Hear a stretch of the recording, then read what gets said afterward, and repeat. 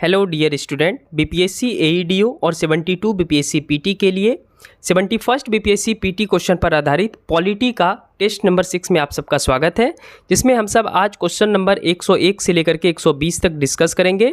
इस वाले टेस्ट का मकसद है आपको hard question plus tricky question solve करवाना, खास करके स्टेटमेंट वाइज प्रश्न और वैसा प्रश्न जो कि एग्जाम में आपको लगे कि यहाँ पे आप फंस सकते हैं। तो ये वाला सीरीज स्टार्ट करने का मेरा मकसद यही है। तो इस वाले चैनल पे अभी मैं आपको पॉलिटी का 400 क्वेश्चन करवाऊंगा, तो चैनल को सब्सक्राइब कर लीजिए। इसका पीडीएफ अगर आपको चाहिए तो हमारा टेलीग्राम चैनल ज्वाइन कर सकते हैं, लिंक होगा डिस्क्रिप्शन में। और अभी इसमें 20 क्वेश्चन हम सब डिस्कस करेंगे और आपको ये सारे प्रश्न सॉल्व करने के लिए पहले तो खुद से सॉल्व करेंगे, वीडियो को पॉज करके खुद से सॉल्व करेंगे।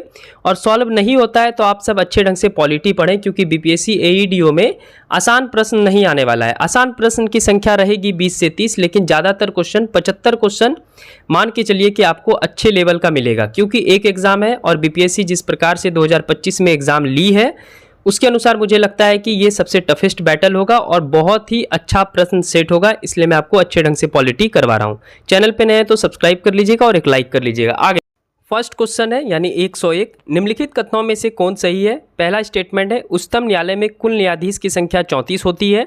दूसरा है उच्चतम न्यायालय संशोधन अधिनियम 2019 द्वारा न्यायाधीशों की संख्या 31 से बढ़ाकर 34 की गई। आपके सामने ऑप्शन है केवल 1, केवल 2, 1 और 2 दोनों, इनमें से कोई नहीं।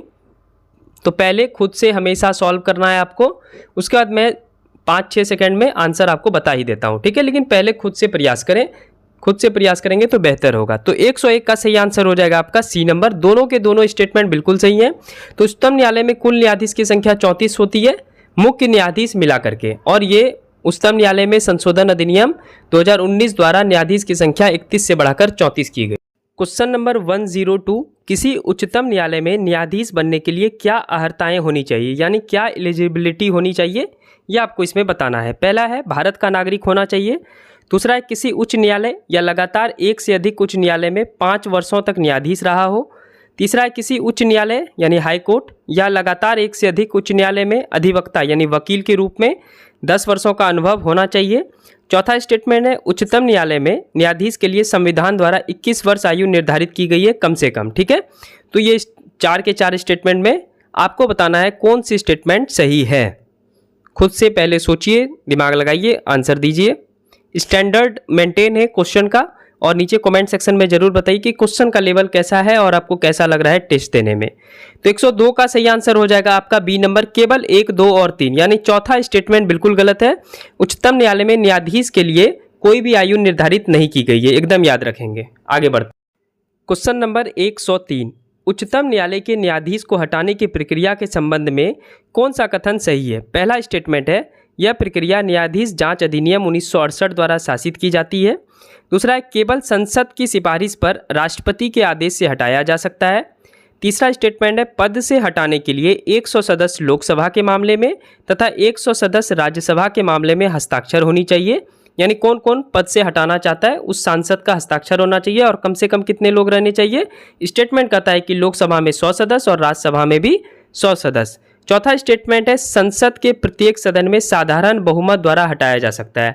आपको इनमें से सही कथन चूज करना है। 103 का सही आंसर क्या होगा।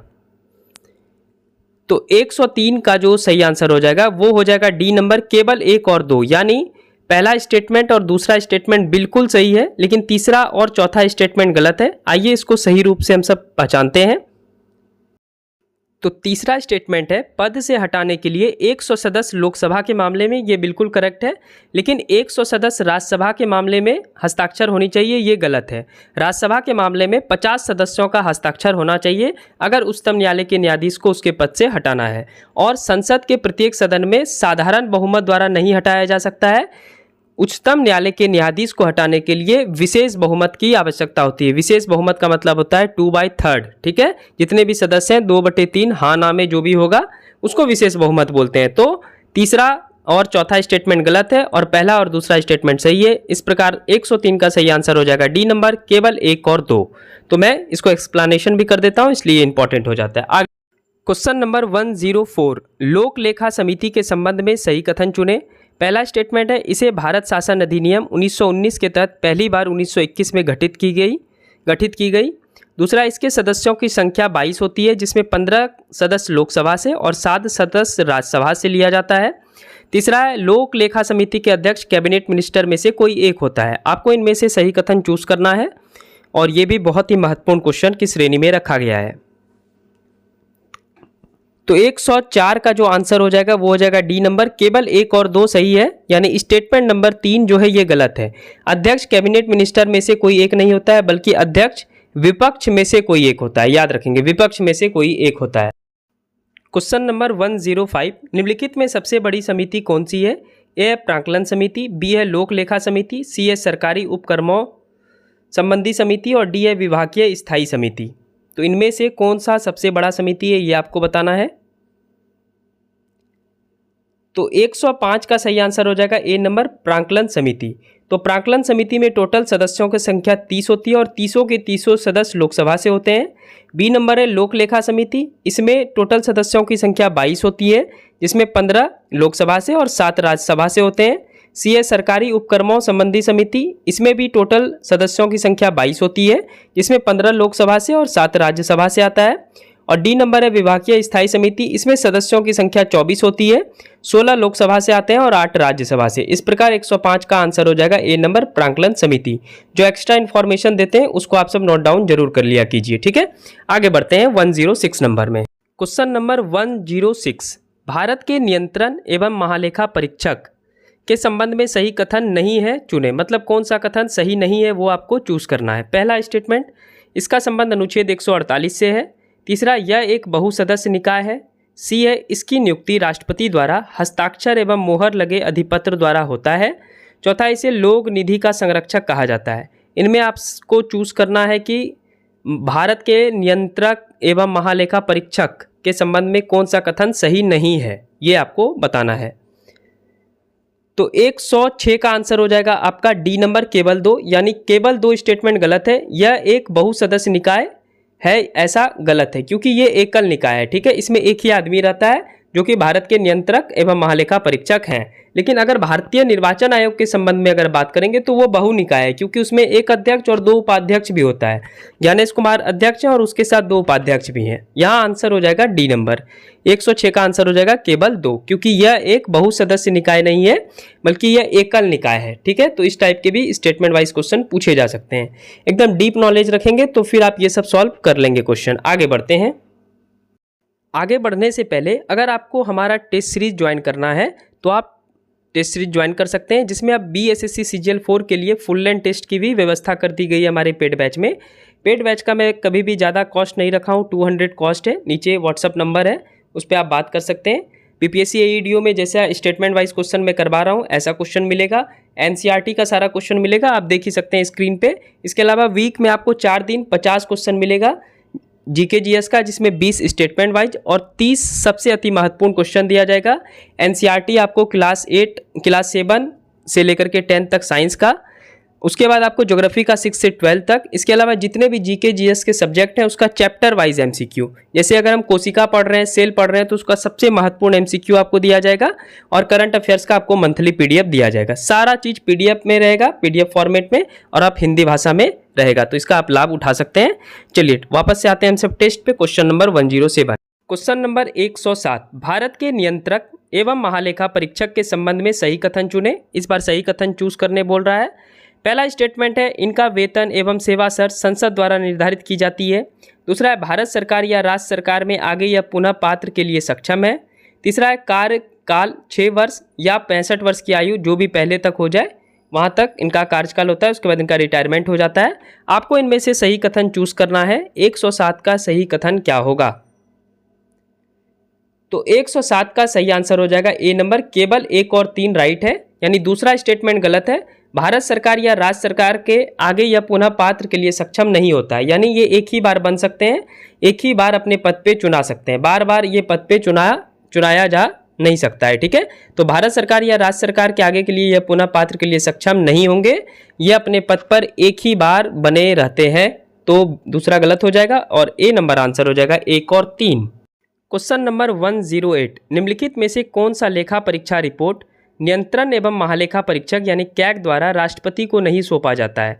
तो एक तो जीके आप यहीं सीख लिए कि जो नियंत्रण एवं महालेखा परीक्षक होते हैं वो अपना रिपोर्ट किसको सौंपता है, राष्ट्रपति को सौंपता है। ठीक है, अब कौन सा रिपोर्ट इनमें से नहीं सौंपता है ये आपको बताना है।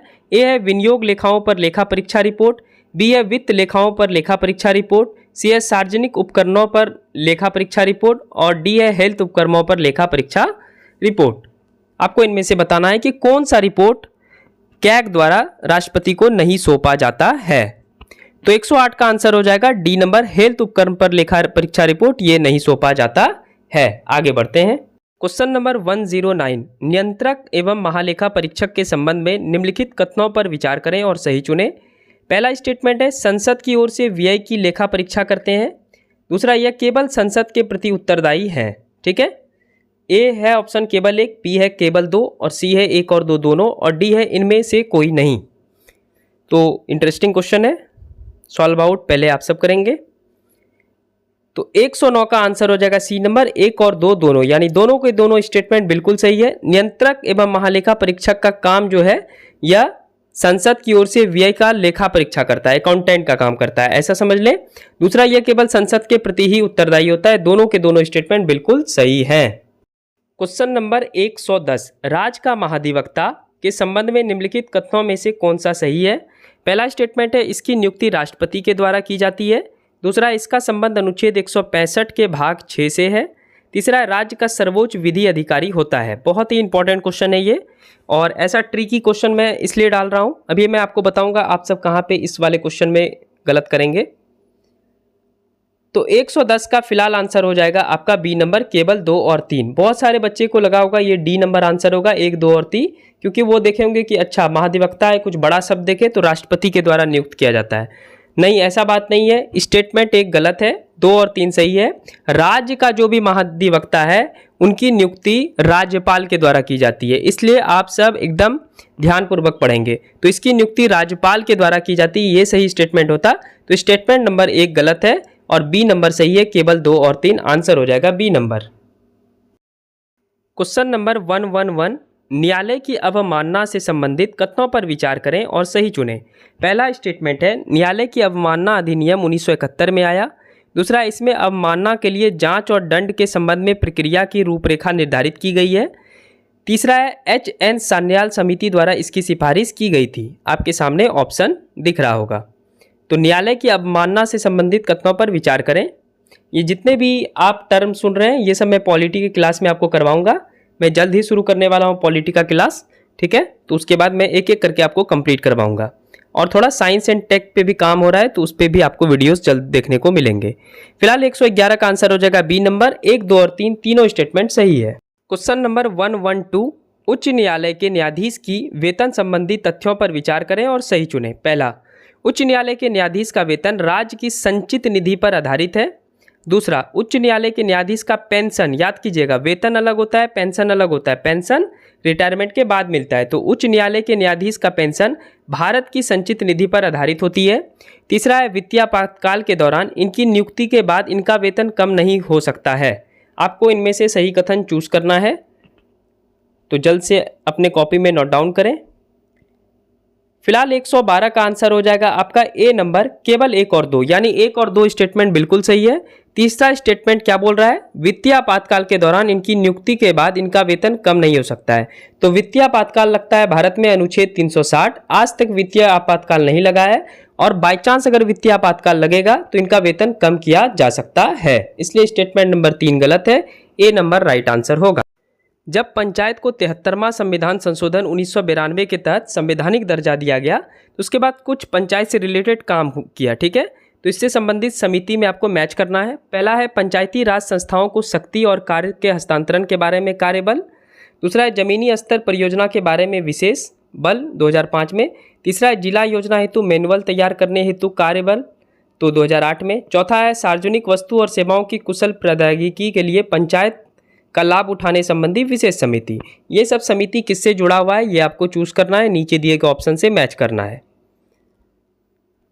तो 113 का सही आंसर हो जाएगा आपका ए नंबर, पहला का हो जाएगा डी, यानी पंचायत राज संस्था और शक्ति का कार्य के हस्तांतरण के बारे में कार्यबल 2001, ये पहला का डी हो जाएगा। ललित माथुर। दूसरा है जमीनी स्तर परियोजना के बारे में, ये हो जाएगा सी नंबर, वी रामचंद्रन। तीसरा है जिला योजना के लिए मैनुअल तैयार, ये हो जाएगा बी नंबर, श्रीमती राजवंत संधू। और चौथा जो 2012 में है, सार्वजनिक वस्तु और सेवाओं की कुशल प्रौद्योगिकी के लिए पंचायत का लाभ, ये हो जाएगा मणिशंकर अय्यर, यानी 4 का ए नंबर। इस प्रकार इसका आंसर हो जाएगा 113 का A number is a right answer. Question number 114, बड़े सार्वजनिक उद्योगों द्वारा अपने कर्मचारी और श्रमिकों को नागरिक सुविधा प्रदान करने के लिए निम्नलिखित में से किसको स्थापित किया गया? ए है टाउनशिप, बी है छावनी बोर्ड, सी है जिला योजना समिति और डी है विशेष परियोजना एजेंसी। तो इस प्रश्न का आप आसानी से जवाब दे सकते हैं। तो 114 का सही आंसर हो जाएगा आपका A number, township. Township is a right answer. ठीक है, तो इसको आप अच्छे ढंग से देख लें। आगे बढ़ते हैं। 115, रेगुलेटिंग एक्ट 1773 के संदर्भ में कथनों पर विचार करें और सही चुनें। पहला स्टेटमेंट है, इस अधिनियम ने भारत में पहली बार केंद्रीय प्रशासन की नींव रखी। दूसरा है, निजी व्यापार करने या मूल निवासी से उपहार या रिश्वत लेने पर प्रतिबंध को हटा दिया गया। तीसरा है, पहली बार कंपनी के राजनीतिक और प्रशासनिक कार्यों को मान्यता दी गई। आपको इनमें से सही कथन चूज करना है। ये सवाल आसान है आपके लिए। आप पॉलिटी जो शुरू करते हैं यहीं से शुरू करते हैं, रेगुलेटिंग एक्ट से ही, इसलिए ये सवाल आप सब बना सकते हैं। तो बनाइए, राइट आंसर क्या होगा? तो 115 का सही आंसर हो जाएगा ए नंबर, केवल 1 और 3। तो दूसरा स्टेटमेंट बिल्कुल गलत है। निजी व्यापार करने या मूल निवासी से उपहार या रिश्वत लेने पर प्रतिबंध हटा नहीं दिया गया, बल्कि प्रतिबंध लगा दिया गया। ठीक है, निजी व्यापार यानी ईस्ट इंडिया कंपनी बहुत ज़्यादा घूस ले रही थी, ठीक है, आम आदमी से, और निजी व्यापार कर रही थी, तो इस वजह से इस पर प्रतिबंध लगा दिया गया था। तो इस प्रकार स्टेटमेंट 2 गलत है, बाकी सब सही। क्वेश्चन नंबर 116, स्वतंत्रता के बाद बनी पहली कैबिनेट के संबंध में सही मिलान करें। पहला है राजकुमारी अमृता कौर, दूसरा है CH भाभा, तीसरा है रफ़ी अहमद किदवई और चौथा है VN गाडगिल। इनको कौन कौन सा विभाग मिला था आपको मैच करना है। स्वतंत्रता के बाद ये पहला कैबिनेट के ऊपर ये प्रश्न बनाया गया है। तो 116 का आंसर हो जाएगा बी नंबर, 1 का 1, 2 का बी, 3 का सी और 4 का डी, यानी जो आमने सामने लिखा है वो बिल्कुल करेक्ट है। आगे बढ़ते हैं। क्वेश्चन नंबर 117, निम्नलिखित कथनों में से कौन सा कथन सही है? पहला है, पॉस्को एक्ट 2009 में आया। यह एक्ट लैंगिक अपराध से बालकों का संरक्षण करता है, बालक या बालिकाओं का संरक्षण करता है। दूसरा है, RTE एक्ट 2012 में आया।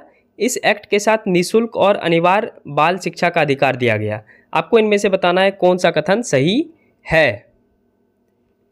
तो 117 का सही आंसर हो जाएगा आपका डी नंबर, इनमें से कोई नहीं, क्योंकि दोनों के दोनों स्टेटमेंट बिल्कुल गलत है। अब मैं आपको बताता हूँ ये सही स्टेटमेंट क्या है। तो पॉक्सो एक्ट 2009 में नहीं आया था, बल्कि पॉक्सो एक्ट 2012 में आया था, ये सही कर लेंगे। बाकी आगे सही है, लैंगिक अपराध से बालकों का संरक्षण करता है पॉक्सो एक्ट, लेकिन पॉस्को एक्ट कब आया था? 2012 में। वहीं RTE एक्ट आया था 2009 में। RTE एक्ट का मतलब होता है राइट टू एजुकेशन एक्ट, 2012 में आया था, 2009 में आया था, यानी दोनों का इसभी एक दूसरे से चेंज कर लेंगे, ये सही हो जाएगा। पॉक्सो एक्ट 2012, RTE एक्ट 2009, तब ये सही होगा। इसका आंसर। क्वेश्चन नंबर 118, राष्ट्रीय मानव अधिकार आयोग चयन समिति में कौन से सदस्य होते हैं? आपके सामने ऑप्शन है, यानी जब राष्ट्रीय मानव अधिकार आयोग का अध्यक्ष को चुना जाता है तो उस चयन समिति में कौन कौन सदस्य होते हैं ये आपको बताना है। स्टेटमेंट नंबर 1 है, अध्यक्ष प्रधानमंत्री, दूसरा राष्ट्रपति, तीसरा लोकसभा अध्यक्ष और राज्यसभा के उपसभापति, चौथा है विपक्ष के नेता लोकसभा और राज्यसभा दोनों में से, और पांचवा है केंद्रीय गृह मंत्री। आपको बताना है इनमें से कौन कौन से सदस्य होते हैं राष्ट्रीय मानव अधिकार आयोग के चयन समिति में। तो 118 का सही आंसर हो जाएगा आपका सी नंबर, केवल 1, 3, 4 और 5, यानी राष्ट्रीय मानव अधिकार आयोग में राष्ट्रपति चयन समिति में नहीं होता है। तो पहला बात तो ये सीख लिए। दूसरा बात, राष्ट्रीय मानव अधिकार आयोग के चयन समिति में टोटल 6 सदस्य होते हैं। तो 6 सदस्य कौन कौन होते हैं? तो पहले हो गए अध्यक्ष प्रधानमंत्री, फिर लोकसभा अध्यक्ष, राज्यसभा के उपसभापति, ये टोटल मिलाकर के 3 हो गए। विपक्ष के नेता लोकसभा और राज्यसभा दोनों, तो लोकसभा अध्यक्ष और राज्यसभा के उपसभापति यानी इधर हो गए, टोटल मिलाकर के 5। उसके बाद केंद्रीय गृह मंत्री। तो टोटल राष्ट्रीय मानव अधिकार आयोग चयन समिति में 6 सदस्य कौन कौन हुए? अध्यक्ष प्रधानमंत्री 1 सदस्य हो गया, लोकसभा अध्यक्ष और राज्यसभा के उपसभापति ये 2 आदमी हो गए, यानी 2 और 1 3 हो गया। विपक्ष के नेता लोकसभा और राज्यसभा में दोनों में 1-1, तो 5 हो गया, और केंद्रीय गृह मंत्री 6 हो गए। ठीक है, तो 118 का सी हो जाएगा राइट आंसर। बढ़ते हैं आगे। 119 नंबर क्वेश्चन है, भारतीय संविधान के अनुच्छेद 243 जेड जे के अनुसार सहकारी समिति के निदेशकों की अधिकतम संख्या कितनी हो सकती है? आपके सामने ऑप्शन है 21, 19, 23 और 24। तो ये डायरेक्ट आप रट भी सकते हैं अगर आपको नहीं पता है तब। फिलहाल 119 का आंसर हो जाएगा A number 21। 21 is the right answer, यानी 21 is the right answer. Articles जरूर याद रखेंगे, अनुच्छेद 243 जेड जे, बहुत इंपॉर्टेंट है। चलिए आगे बढ़ते हैं। क्वेश्चन नंबर 120 और इस टेस्ट का आखिरी क्वेश्चन, पंचायती अधिनियम अनुसूचित क्षेत्र में विस्तार 1996 के संदर्भ में निम्नलिखित कथनों पर विचार कीजिए। पहला, यह पंचायती राज योजनाओं का विस्तार 5वीं अनुसूची के साथ साथ 6ठी अनुसूची के अंतर्गत आने वाले क्षेत्र में करता है। दूसरा, यह सुनिश्चित क्षेत्र में विशेष रूप से ग्राम सभा को सशक्त बनाता है। आपको इनमें से चूज करना है सही कथन। तो 120 का आंसर हो जाएगा बी नंबर, केवल 2। आपको पता है कि 5वीं अनुसूची और 6ठी अनुसूची से पंचायत का कोई लेना देना है ही नहीं, ये बस कन्फ्यूजन डालने के लिए इस स्टेटमेंट को रखा गया था। पंचायती राज का संबंध जो है वो 9वीं अनुसूची से है, ठीक है, सॉरी 11वीं अनुसूची से है, तो 11वीं अनुसूची में बात करेंगे। बाकी 120 का आंसर हो जाएगा केवल 2, यानी दूसरा स्टेटमेंट बिल्कुल सही है, ठीक है। तो ये था आपका पॉलिटी का टेस्ट नंबर 6। आई होप कि आपको ठीक ठाक लगा होगा, और चैनल पे नए तो चैनल को सब्सक्राइब कर लीजिएगा और एक लाइक कर लीजिएगा। इसका पीडीएफ मैं अपने टेलीग्राम चैनल पे शेयर कर देता हूँ। टेलीग्राम चैनल का लिंक डिस्क्रिप्शन में होगा, हमारे पुराने यूट्यूब चैनल का भी लिंक डिस्क्रिप्शन में होगा। वहाँ पे अभी साइंस और ज्योग्राफी का टेस्ट चल रहा है, तो उस चैनल को भी सब्सक्राइब कर लेंगे और उस टेलीग्राम चैनल को भी ज्वाइन कर लेंगे, ठीक है। और इस स्टेटमेंट वाला का पीडीएफ निकलवा लीजिए, इसको बार बार दोहराइए, तब जाकर के आपका एईडीओ में अच्छा जो भारी सवाल है वो आप सॉल्व कर पाएंगे। इजी सवाल आप आसानी से सॉल्व कर सकते हैं। थैंक यू सो मच, मिलते हैं नेक्स्ट वीडियो में। चैनल को जरूर सब्सक्राइब कर लीजिएगा। Thank you.